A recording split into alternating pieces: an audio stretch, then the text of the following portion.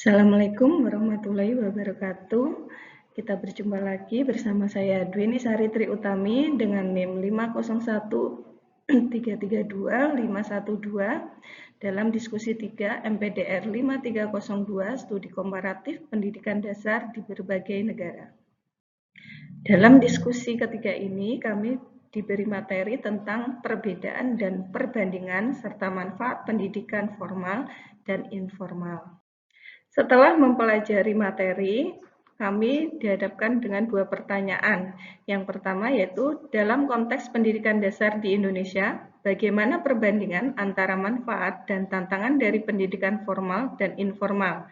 Sebagai guru pendidikan dasar, bagaimana Anda dapat mengintegrasikan elemen-elemen pendidikan informal ke dalam kurikulum formal untuk meningkatkan keterampilan sosial, kreativitas, dan penerapan pengetahuan dalam kehidupan sehari-hari siswa?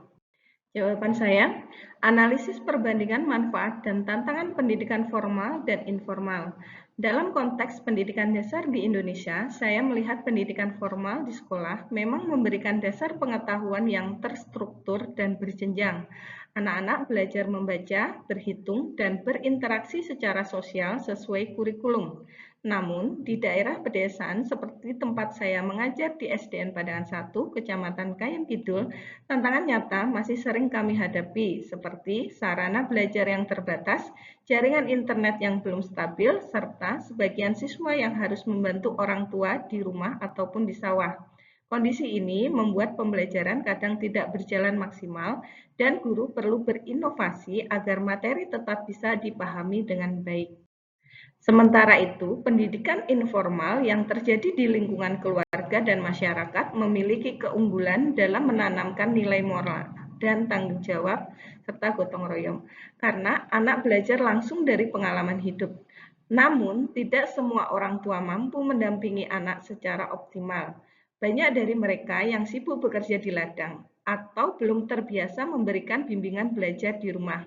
Akibatnya, pendidikan informal seringkali berjalan tanpa arah yang jelas. Menurut Undang-Undang Nomor 20 Tahun 2003 tentang Sistem Pendidikan Nasional, pendidikan formal dan informal seharusnya saling melengkapi untuk mewujudkan tujuan pendidikan nasional, yaitu membentuk manusia yang beriman, berilmu, dan berkarakter. Artinya, sekolah dan keluarga perlu berjalan beriringan agar anak berkembang secara utuh, baik kognitif, afektif, dan psikomotor. Integrasi pendidikan informal ke dalam kurikulum formal. Sebagai guru sekolah dasar di pedesaan, saya mencoba menggabungkan nilai-nilai pendidikan informal dalam kegiatan belajar di kelas. Misalnya ketika belajar IPAS, saya mengajak siswa menanam sayur di kebun sekolah. Dari kegiatan sederhana itu, mereka belajar tentang fotosintesis, yang termasuk pengetahuan formal. Sekaligus belajar kerjasama dan tanggung jawab, itu adalah pelajaran informal. Selain itu, saya juga melibatkan orang tua dalam kegiatan proyek seperti pameran hasil karya atau kegiatan kebersihan lingkungan sekolah. Dengan begitu, keluarga ikut terlibat dalam proses belajar anak. Pendekatan ini sejalan dengan pendapat Joy Epstein 2001 yang menekankan pentingnya keterlibatan orang tua dalam 6 aspek, salah satunya kerjasama dengan sekolah dan masyarakat. Kegiatan seperti ini terbukti membuat siswa lebih antusias, kreatif, dan berani berpendapat karena mereka merasa belajar dari pengalaman langsung, bukan hanya dari buku. Hal ini juga sejalan dengan semangat profil pelajar Pancasila dalam kurikulum Merdeka yang menekankan pembelajaran kontekstual dan penguatan karakter melalui pengalaman nyata. Pertanyaan kedua, pendidikan formal dan informal memiliki peran yang signifikan dalam pembentukan karakter dan keterampilan siswa di tingkat pendidikan dasar. Namun, di Indonesia masih banyak anak-anak yang mengalami kesenjangan dalam akses terhadap pendidikan formal. Sebagai guru, bagaimana Anda dapat berperan dan mengatasi tantangan ini, terutama untuk siswa yang mungkin memiliki keterbatasan akses terhadap pendidikan formal? Bagaimana pendekatan Anda untuk memastikan bahwa pendidikan informal juga dapat memberikan kontribusi positif bagi perkembangan mereka? Jawaban saya, Peran guru dalam mengatasi kesenjangan akses pendidikan formal dan penguatan pendidikan informal. Sebagai guru di SDN Padangan 1, Kecamatan Kayen Kidul, Kabupaten Kediri, saya sering menemui kenyataan bahwa tidak semua anak memiliki kesempatan belajar yang sama. Ada anak yang sering terlambat karena membantu orang tua di sawah. Ada pula yang tidak memiliki buku lengkap atau fasilitas belajar di rumah. Kondisi ini menunjukkan bahwa akses terhadap pendidikan formal di pedesaan masih terbatas, baik dari segi sarana, waktu belajar, maupun dukungan keluarga. Dalam situasi seperti ini, saya menyadari bahwa peran guru bukan hanya mengajar di kelas, tetapi juga harus menjadi jembatan antara pendidikan formal dan informal. Saya berusaha membuat pembelajaran tetap bermakna walaupun dengan fasilitas sederhana. Misalnya, ketika mengajar IPA, saya mengajak siswa belajar di kebun sekolah untuk mengamati pertumbuhan tanaman. Dari kegiatan ini, anak belajar konsep sains, yaitu yang merupakan pendidikan formal, sekaligus nilai kerjasama, tanggung jawab, dan peduli lingkungan, termasuk pendidikan informal.